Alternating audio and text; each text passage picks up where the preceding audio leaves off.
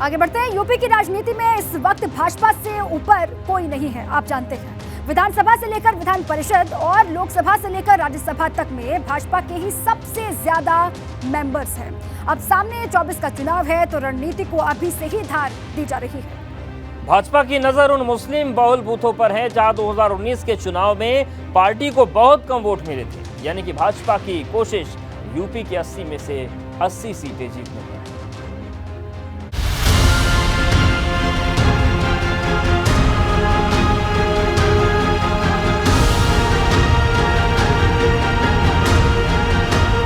उत्तर प्रदेश के कानपुर में 2024 के चुनाव की एक नई इबारत लिखी जा रही है, जिसकी पटकथा लिखने वाले हैं राजनीतिक माइक्रो मैनेजमेंट की मिसाल पेश करने वाले भारतीय जनता पार्टी के कार्यकर्ता।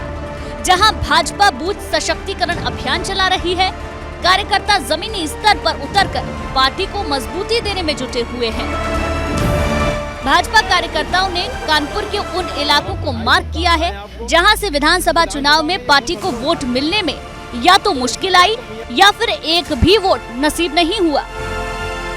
कानपुर में भाजपा कार्यकर्ता उन इलाकों में पहुंचे जहां 3 जून को जुमे की नमाज के बाद हिंसा भड़की थी।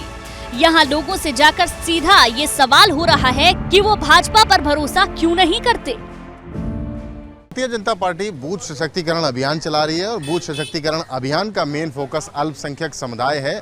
मुस्लिम बाहुल्य इलाकों में भारतीय जनता पार्टी के कार्यकर्ता पहुंच रहे हैं और उनसे ये सीधा सवाल किया जा रहा है कि अब तक बीजेपी को वो अछूता क्यों मानते हैं, क्योंकि दोनों सरकारें यानी केंद्र में काबिज सरकार और उत्तर प्रदेश में काबिज सरकार सब तमाम योजनाओं में अल्पसंख्यकों को भी बराबर का लाभ पहुंचा रही है। और उसके बाद अब ये जानने की कोशिश हो रही है गली गली जाके, मोहल्ले मोहल्ले जाकर के कि परेशानियां क्या हैं। अगर परेशानियां पता चल जाए, समस्या पता चल जाए तो उनका निदान भी कर लिया जाएगा। दरअसल कानपुर में 5 विधानसभा क्षेत्र हैं, जिसमें से 2022 के विधानसभा चुनाव में 2 सीट पर भाजपा को हार मिली। सीसामऊ से इरफान सोलंकी को 50.68% वोट मिले और 12,266 वोट से जीते, और कानपुर छावनी से मोहम्मद हसन रूमी को 49.99% वोट मिले, वो 19,987 वोट से जीते।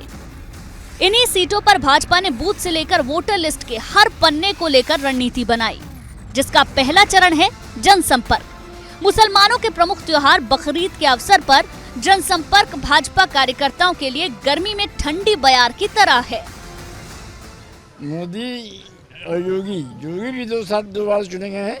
योगी भी अच्छा काम कर रहे हैं, लेकिन 2-1 मौकों को हटा दिया जाए तो थोड़ा सा आपसीता। मोदी जी के कामों से खुश हैं आप? हाँ, हम खुश हैं। योगी जी के कामों से खुश हैं? हाँ, लेकिन मोदी ज्यादा योगी ज्यादा मोदी कामों से खुश हैं। योगी बहुत अच्छे प्रधानमंत्री हैं, पूरे देश को उन्होंने संभाल रखा।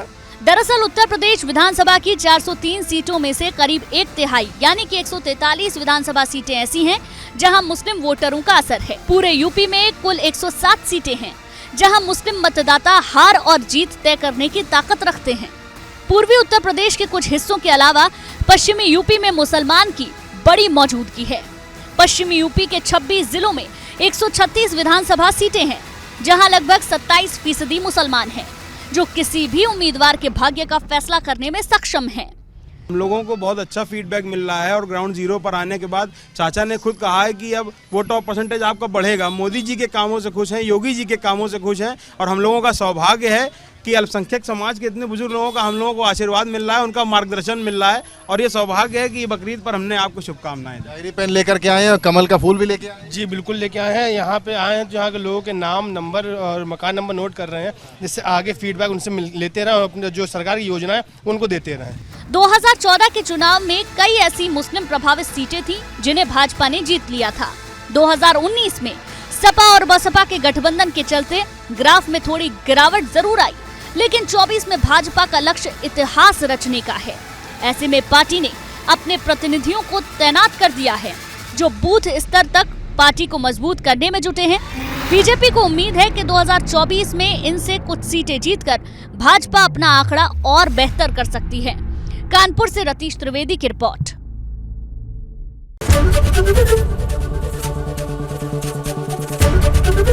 एबीपी न्यूज आपको रखे आगे।